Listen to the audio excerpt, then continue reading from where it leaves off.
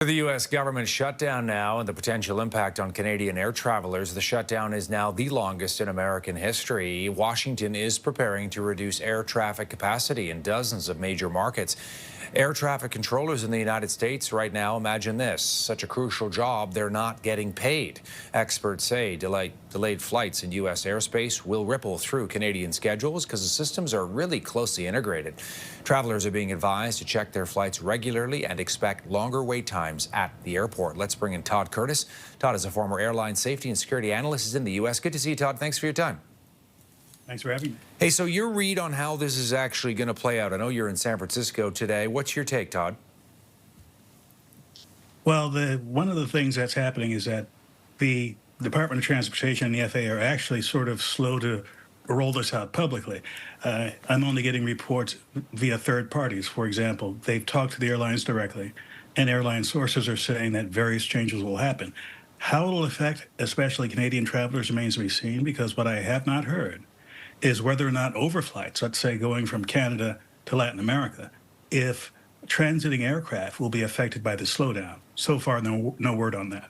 The fact that air traffic controllers are not getting paid seems to be pretty unbelievable, Todd. You know, these are obviously highly trained professionals, and safety is paramount in the work that they actually do. What do you make of it?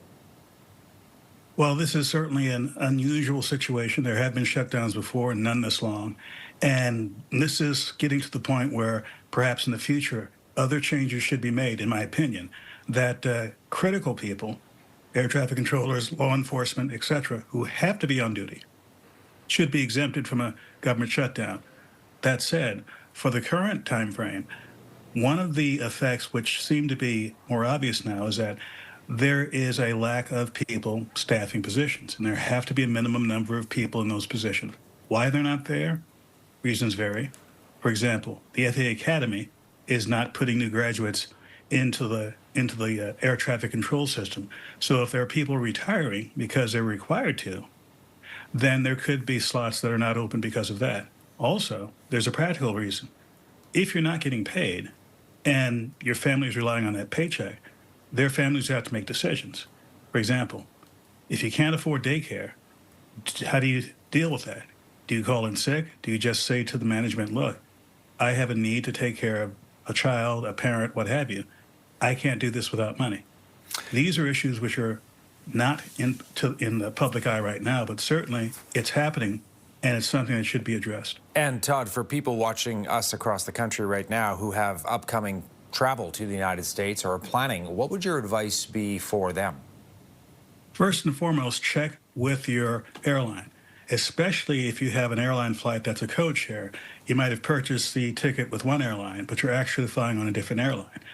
If either of those airlines are a U.S. airline, then it's unclear what the rules would be that apply to you. For example, United has stated that anyone who wants to get a full refund during this time can do so, regardless of what the restrictions are. But what was not answered is, what if you have a code share with a Canadian airline that happens to have United as part of it? Will the Canadian airline honor the United refund policy, or vice versa if there's a different Canadian refund policy? These are things which have not been worked out. These are things which have not been made public, and unfortunately, I think some consumers will find out the hard way. Todd, I appreciate you coming on the program and joining us from San Francisco. All the best. Thank you again for having me.